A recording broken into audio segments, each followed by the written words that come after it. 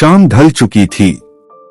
गांव के छोर पर एक बूढ़ा किसान रामलाल अपनी झोपड़ी के बाहर बैठा आसमान को निहार रहा था। हाथों में दरारें, चेहरे पर झुर्रियां और आंखों में एक अजीब सी उम्मीद थी, शायद अपने बेटे की। 3 साल हो गए थे उसका बेटा मोहन शहर कमाने गया था। वादा किया था, पिताजी बस 1 साल में लौट आऊंगा, बहुत बड़ा आदमी बनकर। लेकिन वो साल कब 3 साल में बदल गया, रामलाल को पता ही नहीं चला। हर शाम वो मिट्टी की वो ढेली सूंघता जो मोहन ने जाते वक्त दी थी। पिताजी, ये अपनी खेत की मिट्टी है, इसे हमेशा अपने पास रखना, जब भी मन करे मुझे याद कर लेना। उस दिन गांव में तेज बारिश हुई, छप्पर टपकने लगा, दीवारें भीगने लगीं। रामलाल ने पुराना बक्सा खोला ताकि अनाज बचा सके, तो देखा उस मिट्टी की ढेली गल चुकी थी।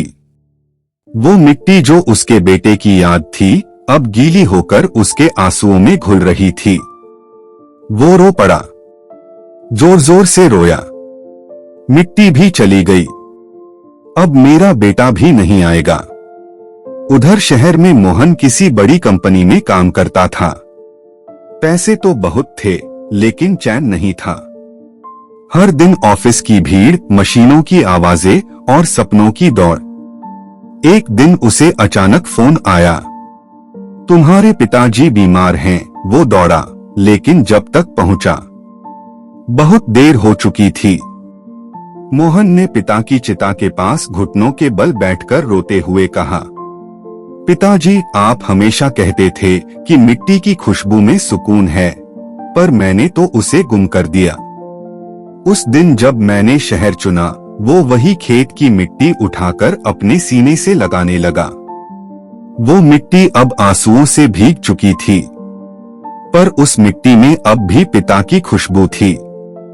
अगली सुबह गांव वालों ने देखा, मोहन हल लेकर खेत में उतरा है।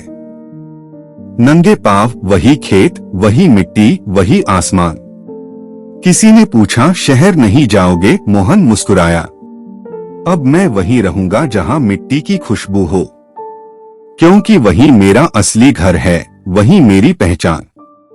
कभी कभी हम सफलता की दौड़ में इतना आगे निकल जाते हैं कि जिनके लिए भाग रहे थे उन्हें पीछे छोड़ देते हैं, और जब लौटते हैं तो सिर्फ मिट्टी, यादें और पछतावा बचता है। पर अगर समय रहते हम लौट आएं, तो मिट्टी सिर्फ मिट्टी नहीं रहती, वो जीवन की खुशबू बन जाती है।